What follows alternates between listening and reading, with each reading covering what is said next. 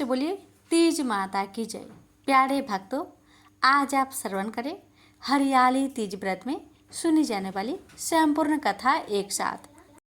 एक बार की बात है जब भगवान शिव माँ पार्वती को उनके पूर्व जन्म के बारे में याद कराते हुए कहते हैं कि हे पार्वती, तुमने मुझे पति रूप में पाने के लिए हिमालय पर कठिन तपस्या की थी।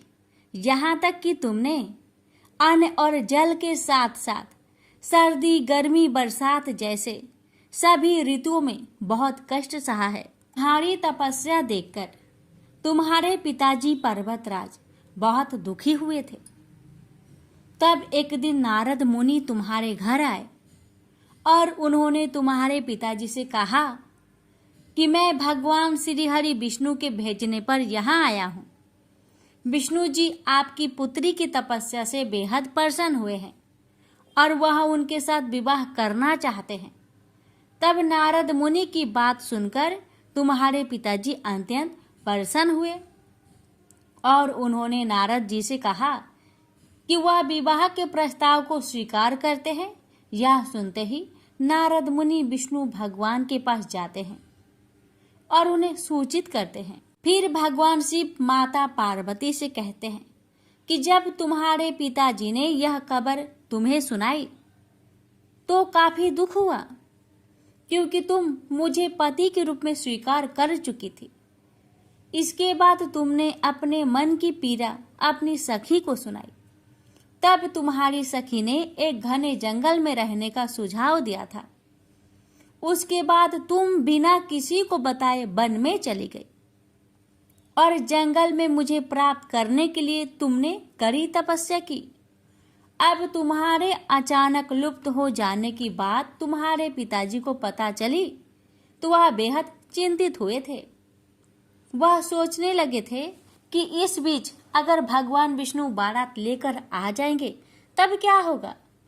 उसके बाद भगवान शिव माता पार्वती को आगे कहते हैं कि तुम्हारे पिताजी तुम्हें खोजते खोजते धरती पाताल को एक कर दिया था, लेकिन तुम उन्हें नहीं मिली, क्योंकि तुम उस समय एक गुफा में रेत से शिवलिंग बनाकर मेरी आराधना में पूरी तरह से लीन थी।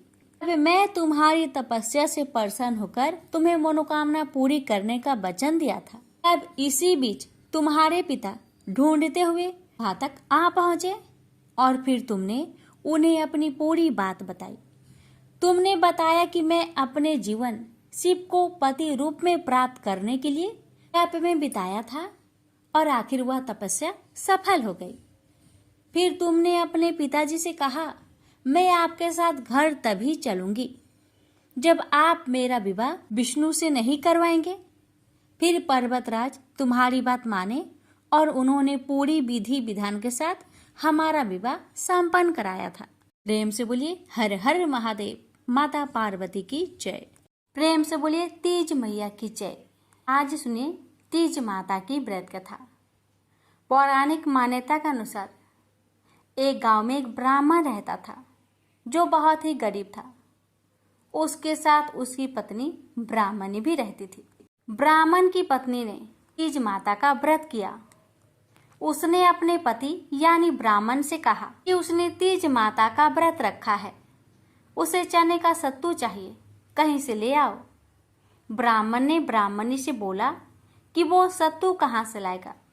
इस पर ब्राह्मणी ने कहा कि उसे सत्तू चाहिए, फिर चाहे वो चोरी करे या फिर डाका डाले, लेकिन सत्तू लेकर आए।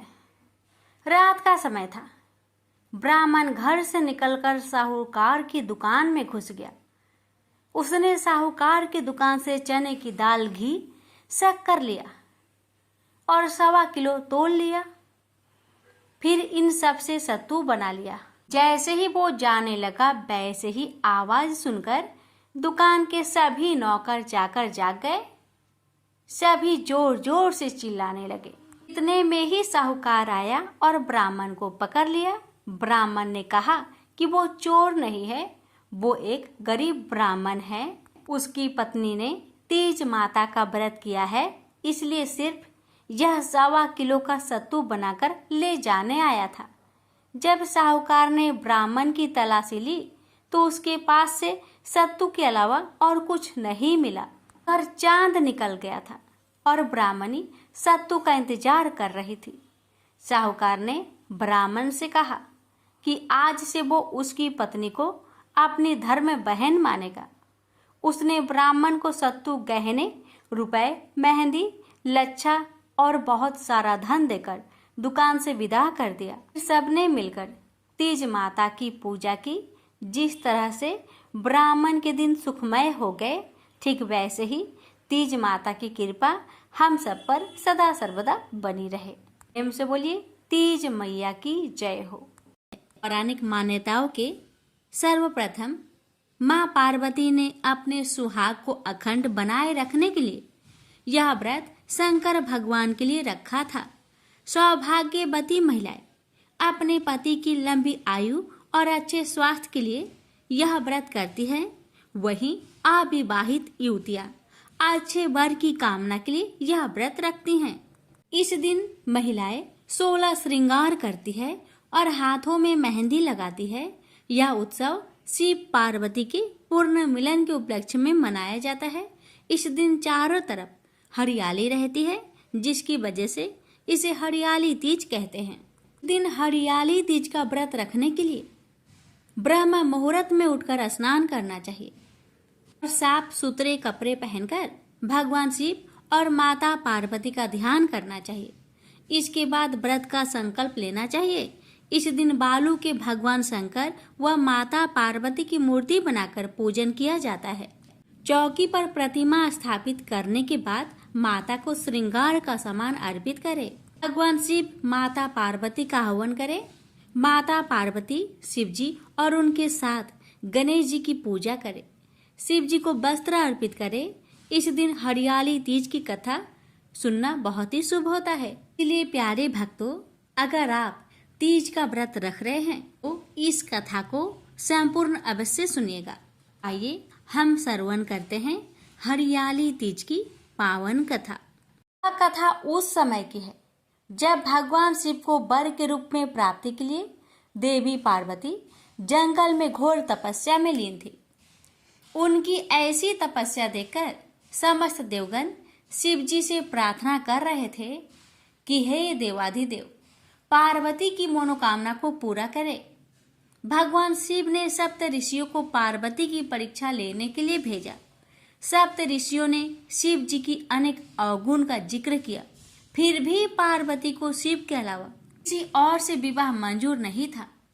विवाह से पहले जगत पिता शिव अपने होने वाली पत्नी पार्वती में इस जगत के सभी प्राणियों के प्रति उनकी दया भाव को लेकर आश्वस्त होना चाहते थे।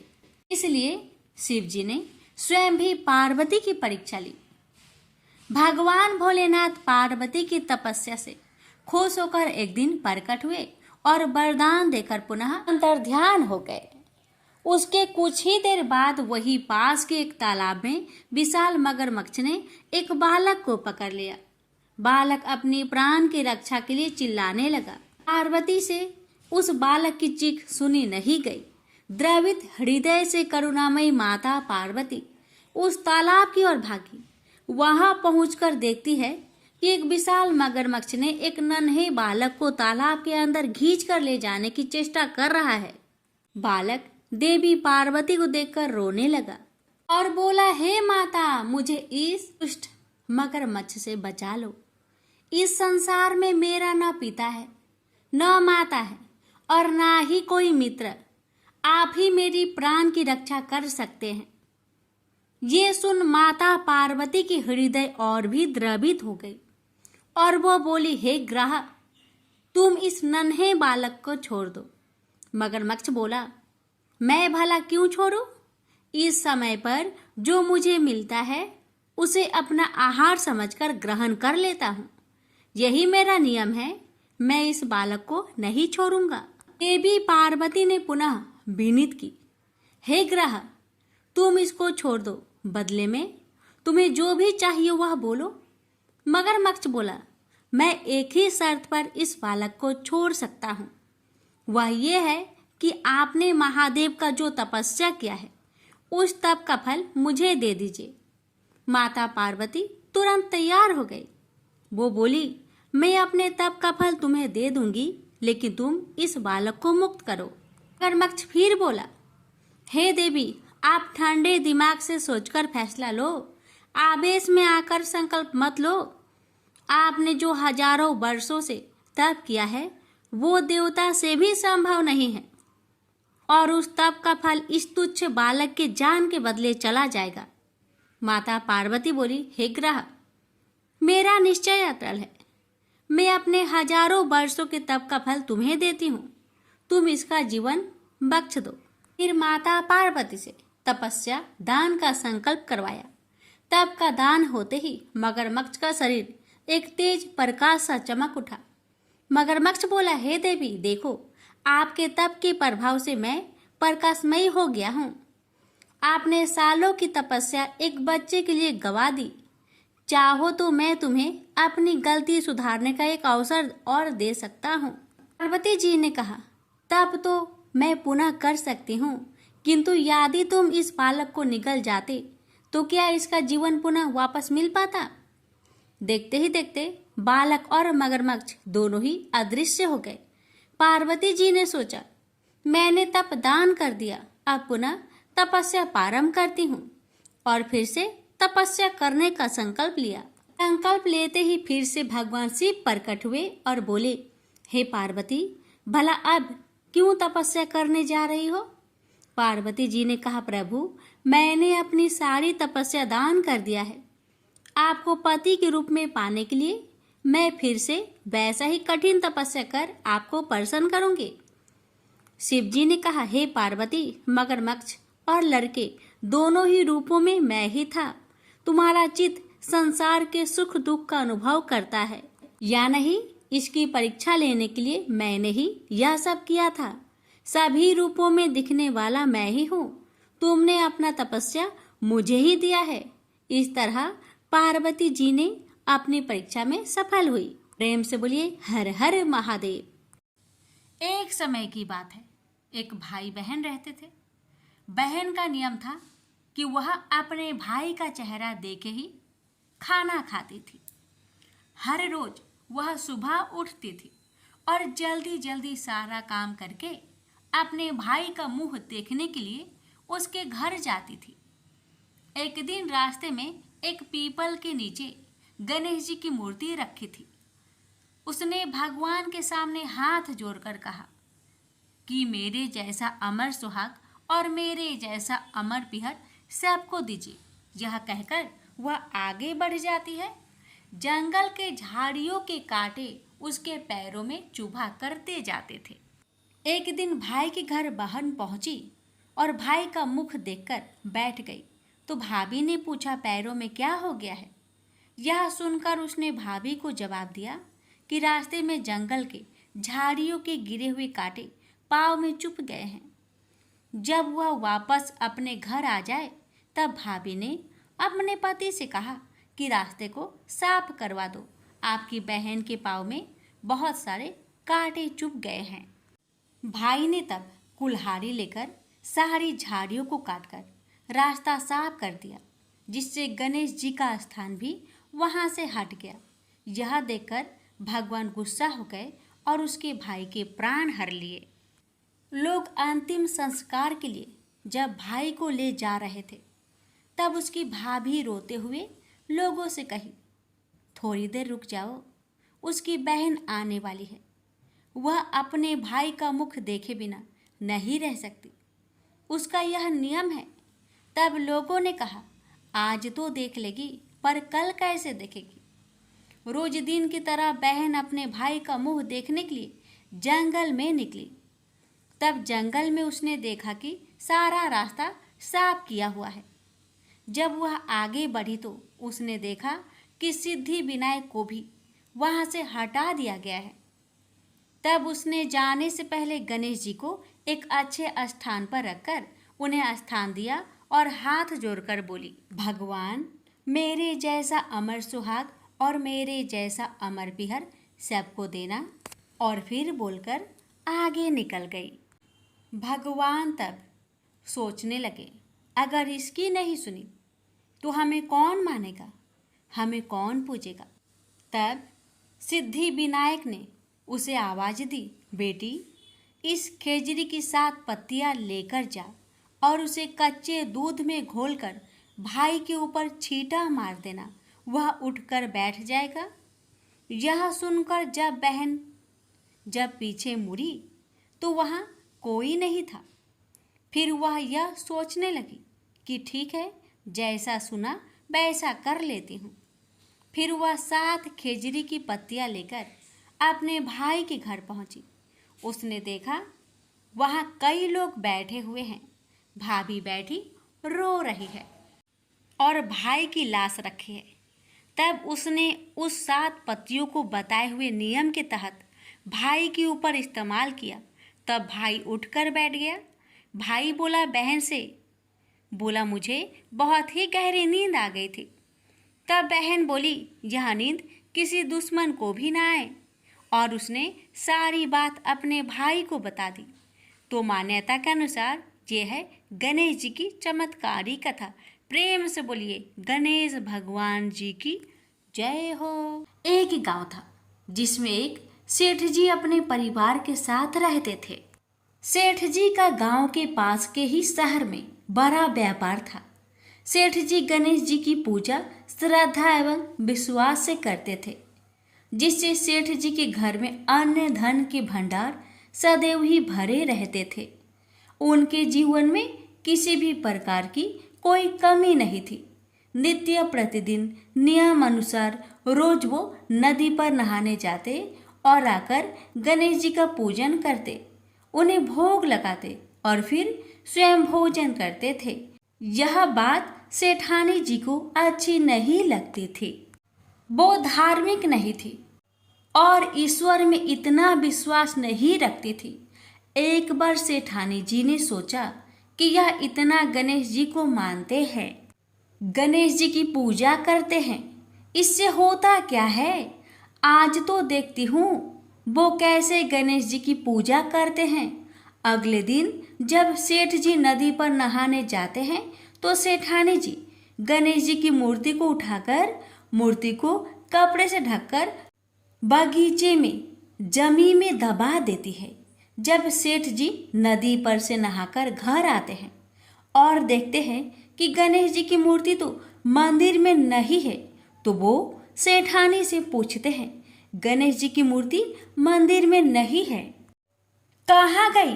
तो सेठानी जी बोलती है मुझे नहीं मालूम, मूर्ति को घर में बहुत ढूंढाते हैं।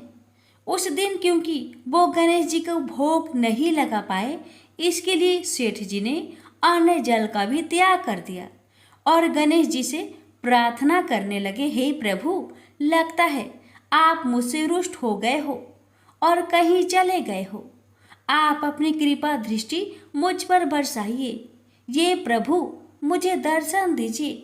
सेठ जी ने मन ही मन सोचा कि आपसे जब तक आप मुझे मिल नहीं जाते, मुझे दर्शन नहीं दे देते, तब तक मैं अन्न जल का त्याग करता हूँ। उस दिन पूरा निकल गया। रात्रि में सेठ जी की भक्ति से प्रसन्न होकर गणेश जी भगवान ने सपने में गणेश जी भगवान एक छोटे से चूहे के साथ खेल रहे होते हैं और चूहे को खाने को लड्डू देते हैं। चूहा लड्डू लेकर बगीचे में जाता है और जमीन को खोदता है और लड्डू वहीं डाल देता है। अचानक सेठ जी की नींद खुल जाती है। सेठ जी बगीचे में जाते हैं और वहीं खोदते हैं जहां उन्होंने सपने में देखा था, और वहीं से उनको थोड़ी सी जमीन खोदने पर कपड़े में लिपटे हुए गणेश जी की मूर्ति मिलती है। सेठ जी गणेश जी की मूर्ति की पूजा करके उनको यथास्थान स्थापित करते हैं और सेठानी के पूछने पर सारा वृत्तांत उन्हें सच सच बताते हैं। बात जानकर सेठानी जी को आश्चर्य होता है और सेठानी जी मन ही मन श्रद्धा एवं विश्वास से गणेश जी भगवान की भक्त बन जाती है और सेठ जी से कहती है कि मुझसे बड़ा भारी अपराध हो गया है। अब हम दोनों पति पत्नी प्रेम सहित गणेश जी भगवान की आराधना करेंगे एवं उनकी पूजा में कभी कोई कमी नहीं आने देंगे। यह सुनकर सेठ जी अत्यधिक प्रसन्न हो जाते हैं और दोनों पति पत्नी गणेश जी भगवान को धन्यवाद करते हैं। जय बोलो गणेश जी भगवान की जय हो, सदा ही जय हो।